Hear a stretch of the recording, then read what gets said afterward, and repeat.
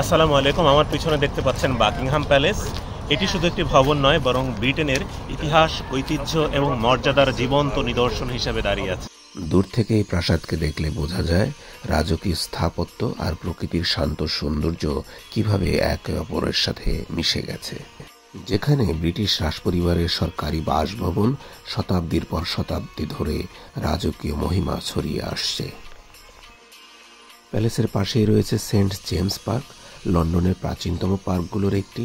এখানে শান্ত লেক, রঙিন পাখি আর সবুজের প্রান্তর দর্শনার্থীদের এনে দেয় এক অনন্ত প্রশান্তি।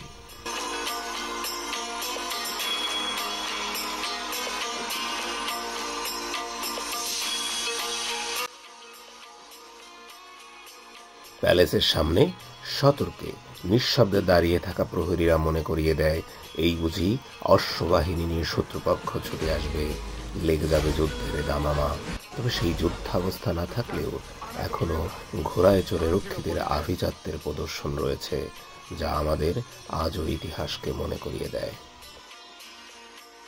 প্যালেসের সামনেই দাঁড়িয়ে আছে এক অনন্য ভাস্কর্য, যেন আকাশ থেকে নেমে আসা কোনো সোনালী পরী।